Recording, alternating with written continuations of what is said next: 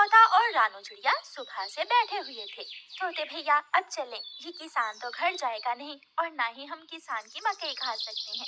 रानू चिड़िया, लेकिन वो कालू कौवा कैसे हर रोज किसान की मकई ले जाता है? वो कल भी मेरे सामने किसान की मकई खा रहा था। मैंने पूछा तो कहने लगा ये किसान के खेत से लाया हूँ। वो एक नंबर का चोर है, किसी न किसी तरह वो मकई चोरी करके ले जाता होगा।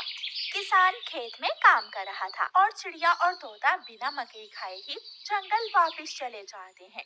हाँ भी तोते और चिड़िया, बताओ क्या आज तुमने किसान के खेत से मकई खाई है? ना ना, हम तो सुबह से दोपहर तक पेड़ पर बैठे रहे, लेकिन वो किसान है कि घर गया ही नहीं और हम थक हार कर बिना मकई खाए ही जंगल लौट आए। मैं तो जा रहा हूँ, पेट भर मकई खाऊंगा भी और अपने साथ भी लेकर आऊंगा। कालू कौवा इंसानों की बस्ती की तरफ जाता है। कालू कौवा किसान के खेत में जाकर किसान से कहता है, किसान किसान, तुम्हें तुम्हारी पत्नी घर बुला रही है, तुम्हारे घर में मेहमान आए हैं। अच्छा, तो मैं जल्दी से घर जाता हूँ। कौवे शुक्रिया जो तुमने मुझे बता दिया।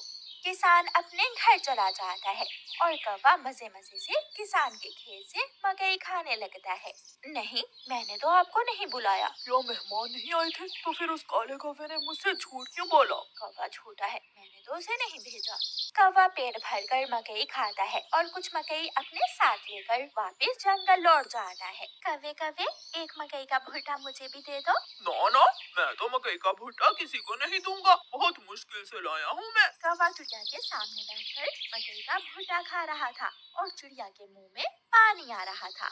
दूसरे दिन कौवा फिर से किसान के खेत में जाता है और किसान से कहता है, किसान किसान, मैं अभी अभी तुम्हारे घर से आया हूँ, तुम्हारे बेटे को तेज बुखार है, जल्दी से घर जाओ। कौवे की बात सुनकर किसान घबरा जाता है और कुछ सोचे बिना अपने घर भाग जाता है और कौवा मजे से मकई खाने लगता है।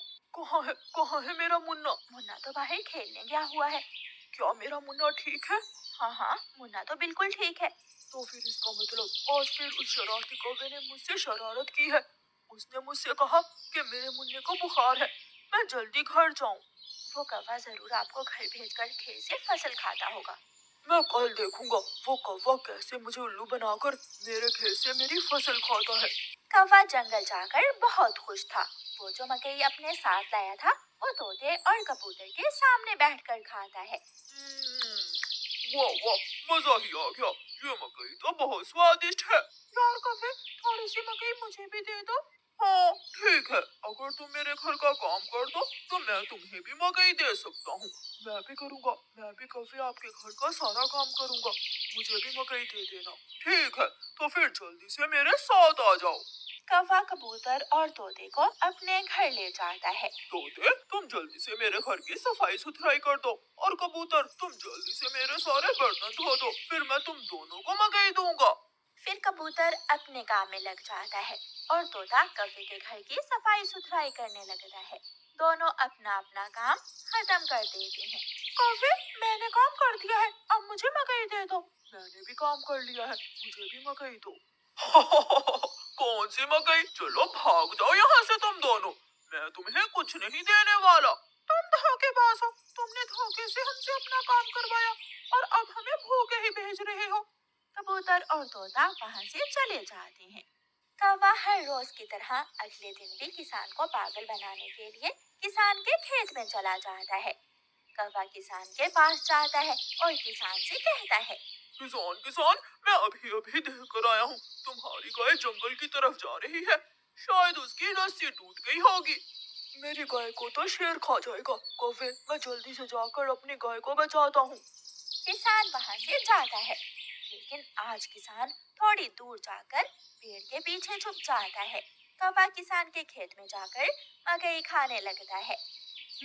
तो ये कौवे का बच्चा इसलिए मुझे हर रोज किसी न किसी तरह खेत से खेल देता है।